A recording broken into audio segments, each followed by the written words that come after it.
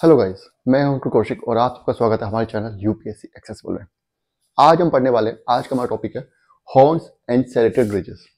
ये बेसिकली सब टॉपिक है इरोजनल लैंडफॉर्म्स बाय ग्लेशियर्स का। ग्लेशियर्स जो होते हैं, ग्लेशियर्स के बारे में पढ़ा चुका हूँ। ग्लेशियर जो इरोजनल लैंडफॉर्म्स क्रिएट करते हैं एज ए जियोमॉर्फिक एजेंट, उनमें हॉर्न्स एंड सेरेटेड रिजेस भी एक टाइप होता है। ठीक है, आज हम इनके बारे में पढ़ने वाले हैं। चैप्टर 7 है landforms and their evolution, class 11th NCERT geography. ठीक है, तो आ जाते हैं हॉर्न्स पे। Horns form through headward erosion of the cirque walls. क्या हो रहा है यहाँ पे? हॉर्न्स के बारे में बात कर रहे हैं हम। Horns form through headward erosion of the cirque walls. अब यहाँ पे दो चीजें आई हैं। पहला आपका आया है हेडवर्ड इरोजन, दूसरा आपका आया है सर्क वॉल्स। हेडवर्ड इरोजन क्या होता है और सर्क वॉल क्या होता है? देखिए, कोई भी पहाड़ी है, ये मान लीजिए एक पहाड़ी है, ठीक है।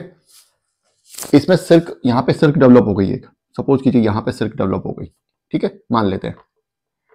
टाइम के साथ साथ जैसे जैसे इसके ऊपर ग्लेशियर है, इसके ऊपर तो हर साल बर्फ जमती है ना, इसके ऊपर हर साल बर्फ जमती है, बर्फ पड़ती है, ग्लेशियर बनता है, फिर पिघल जाता है, फिर दोबारा ऐसा होता है। ये प्रोसेस हर साल ये बाय ये रिपीट होता है।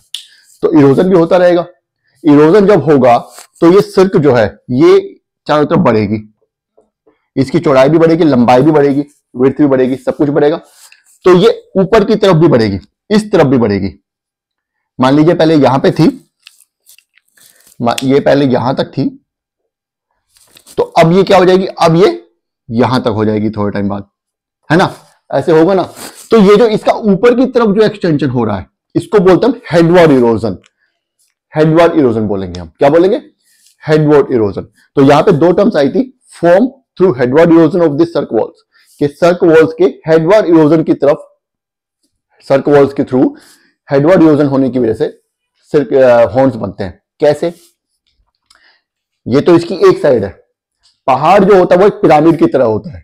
पिरामिड देखे ना, 1 2 3 4 या उससे ज्यादा सरफेसेस हो सकते हैं, 3 सरफेस भी हो सकते हैं, 6 भी हो सकते हैं, है ना? साइड्स हो सकती है ना उसके सरफेसेस, उन सब पे सिल्क बनी हुई है। जब इधर भी सिल्क बनी हुई है, इधर भी सिल्क बनी हुई है, इस सामने वाली तरफ भी सिल्क बनी हुई है, पीछे वाली तरफ भी सिल्क बनी हुई है, मान लीजिए, है ना? तो क्या होगा? इसकी जो पहाड़ की विड्थ है, पहाड़ पहले इतना ऐसे था, नीचे से इतना ज्यादा ब्रॉड था, ऊपर से इतना ज्यादा होता। अब क्या होगा? अब ऐसा नहीं होगा। अब जो है पहाड़ कैसा रह जाएगा? जब सिल्क बन जाएंगी तो वो एक तरीके से इस तरीके से एक इस तरीके का खड़ा स्ट्रक्चर हो जाएगा। सिक्स ने हेडवर्ड इरोजन कर दिया तो इस तरीके से खड़ा स्ट्रक्चर हो जाएगा, पॉइंटेड होता ऊपर की तरफ बहुत ही, जिसका कि मतलब नीचे जो ब्रॉड, नीचे तो ब्रॉडर होगा लेकिन ऊपर ऐसा लगता है कि कुछ अलग से लगाया हुआ है, उसको हम हॉर्न बोलते हैं। ठीक है, सिल्क की वजह से होता है। यहां पे लिखा हुआ क्या है? इफ 3 और मोर रेडिएटिंग ग्लेशियर्स, अगर 3 या 3 से ज्यादा रेडिएटिंग ग्लेशियर्स कट हेडवर्ड, उसके हेड की तरफ कट हेडवर्ड इरोजन करते हैं, अंटिल देयर सर्क मीट्स, जब तक कि उनके सर्क ना मिल जाए तब तक high sharp pointed and steep sided peaks, तो high sharp pointed and steep sided peaks develop होते हैं। ये हमारे स्टीप साइडेड पीक्स है, बिल्कुल खड़ी चट्टान होती है, इन पर चढ़ना बहुत मुश्किल होता है। क्यों बोलता माउंट एवरेस्ट पे चढ़ना मुश्किल है? बिल्कुल खड़ी चट्टानें होती हैं।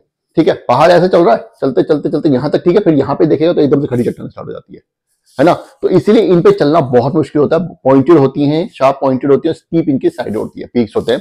इनको हम क्या बोलते हैं? इनको हम हॉर्न्स बोलते हैं। ठीक है, एक बार फिर से समझा देता हूं आपको एग्जांपल देकर के। ये हमारा पहाड़ है, इस पे सर्क डेवलप हुई, इस तरफ भी हो गई, इस तरफ भी हो गई, सामने भी हो गई, पीछे की तरफ भी हो गई, या यही 3 मान लेते हैं फिलहाल। ठीक है, थोड़ा टाइम के साथ ये बड़ी होती चली जाएंगी और ये सामने वाली भी बड़ी हो जाएगी। तो क्या होगा? ये जो हमारा पहाड़ है, ये एक पॉइंटेड स्ट्रक्चर, इस तरीके से पॉइंटेड स्ट्रक्चर बन जाएगा। जैसे पहले इस तरीके से था, स्लोप में था, अब वो एक पॉइंटेड स्ट्रक्चर बन जाएगा। धीरे धीरे टाइम के साथ ये एक पॉइंटेड स्ट्रक्चर बन जाएगा, पॉइंटेड शार्प स्टीप होगी, एक पहाड़ी बन जाएगी। ठीक है, इसको हम हॉर्न बोलते हैं। ठीक है, आई होप यहां तक आपको समझ आ गया। अब हम मूव करते हैं सेरेटेड रिजेस की तरफ। क्या होती है सेरेटेड रिजेस?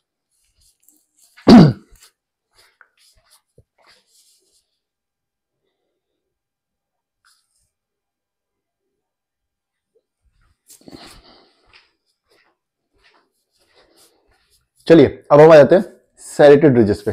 सेरेटेड रिजेस क्या होती है? बेसिकली होता क्या है, एक पहाड़ है, ये हमारा पहाड़ है, इसके 2 सरफेसेस हैं।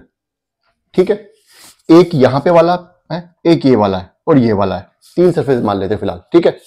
इन सब पे सर्कल्स बनी हुई हैं, यहां भी और यहां भी, ठीक है। जब हेडवर्ड इरोजन हुआ था तो हॉर्न बना था, लेकिन ये लिटरली भी तो फैलती हैं, इसकी साइड वॉल्स भी तो बड़ी होंगी, साइड से भी तो फैलेगा, ये साइड से फैलेगा ना। तो ये वाला रीजन है, ये वाला, ये दूरी कम होती चली जाएगी, है ना। अभी तो बीच में छोटा सा गड्ढा है, एक सर्क बना हुआ, झील बनी हुई है, और ये बहुत बड़ा सरफेस है पहाड़ का। धीरे धीरे क्या होगा, ये गड्ढा बड़ा होता चला जाएगा और ये सरफेस कम हो जाएगा, उधर से भी बढ़ रहा है, इधर से भी बढ़ रहा है। तो ये सरफेस जो होगा ये इस तरीके से हो जाएगा, थोड़े टाइम बाद एक पतली दीवार ही बचती है 2 सर्कस के बीच में। कहने का मतलब है 2 सर्कस डेवलप हुई किसी पहाड़ी पे, 2 सर्कस डेवलप होने के बाद उनके जो बीच का एरिया है, क्योंकि सर्कस जो है वो बढ़ती रहती है टाइम के साथ, इरोजन के साथ, उनमें इरोजन होता रहता है, उनकी गहराई या चौड़ाई लंबाई सब कुछ बढ़ती रहती है। तो जो उनके बीच का हिस्सा है 2 सर्कस के बीच का, वो धीरे धीरे टाइम के साथ घटता रहता है और वो थोड़े टाइम बाद एक ऐसी इस तरीके की दीवार टाइप का बन जाएगा। ये हमारी 2 सर्कस हैं, एक इधर है एक इधर है, इनके बीच का जो हिस्सा वो ऐसे खड़ी दीवार के साइड बन जाता है। उसको हम क्या बोलते हैं, उसको हम सेरेटेड रिजेस बोलते हैं, ठीक है। ये जिगजैग पैटर्न में, जैसे एक यहां मिलेगी, फिर अब माउंटेन रेंज तो चलती रहती है ना, इधर भी चलती रहती है, इधर भी चलती रहती है, तो एक यहां मिलेगी, फिर सर्क होगा, फिर रिज होगी, फिर सर्क होगी, फिर रिज होगी, तो ये जिगजैग पैटर्न में मिलती है, ठीक है। इनको हम सेरेटेड रिजेस बोलते हैं। एक बार देख लेते हैं एनसीईआरटी क्या बोल रही है। The divide between cirque, side walls और हेड वॉल्स, जो उनकी साइड वॉल्स होती है, हेड वॉल्स होती है, उनके बीच में की जो जगह होती है, जो डिवाइड्स होते हैं, गेट नैरो, वो टाइम के साथ छोटे होते रहते हैं, नैरो होते रहते हैं, बिकॉज ऑफ प्रोग्रेसिव इरोजन, क्योंकि इरोजन बढ़ता जा रहा है, and turn into serrated ridges, और टर्न कर जाते हैं किसमें, सेरेटेड रिजेस बन जाती है वो, उनको हम, क्योंकि इधर डिप्रेशन है, इधर डिप्रेशन है, बीच में एक दीवार खड़ी हुई है। पहले वो डिप्रेशन छोटा था, बीच में बहुत बड़ा इरोजन था, अब वो डिप्रेशन बढ़ता जा रहा है, बीच में जो दीवार है वो इरोजन हो होकर पतली सी एक सिर्फ पर्दे की तरह बच जाती है, ठीक है। इस तरीके जैसे घरों की दीवार होती है 2 कमरों के बीच में, ऐसे मान के चलिए। समटाइम्स रेफर टू एज एरेटीज, इनको कभी कभी एरेटीज भी बोल देते हैं। With very high sharp crest होती है इधर इधर, एंड ये देखिए ये इस तरीके से बढ़ रही है ना क्रेस्ट, ये ट्रस्ट है, एंड जिगजैग आउटलाइन होती है। जिगजैग आउटलाइन क्यों बोल रहा है, पहले ये होगा, क्रेस्ट होगी मतलब रिज होगी हमारी, फिर ट्रफ होगा मतलब हमारा जो हमारी सिर्क है जो कि बहुत गहरी हो चुकी है, फिर दोबारा रिज आ जाएगी, दूसरे पहाड़ की हो जाएगी, उसी पहाड़ में भी हो सकती है, फिर दोबारा सिर्क आ जाएगी, फिर रिज आ जाएगी, फिर सिर्क आ जाएगी, इस तरीके से जिगजैग पैटर्न बन जाता है, ठीक है। तो ये हमारा सेरेटेड रिजेस खत्म हो गया। सेरेटेड रिजेस आपको समझ आ गया होगा, नहीं समझ आया तो दोबारा बता देता हूं। यहां पर नीचे ब्रैकेट में एक चीज लिखी हुई है, वो पर देख लेते हैं।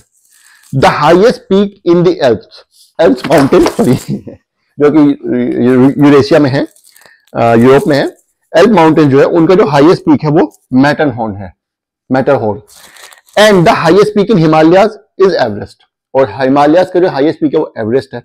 ये दोनों एक्चुअली में हॉर्न्स हैं, जो भी हाईएस्ट पीक है हमारे, 2 सबसे बड़ी जो माउंटेन रेंजेस हैं अभी, वो हिमालयाज और एल्प्स हैं।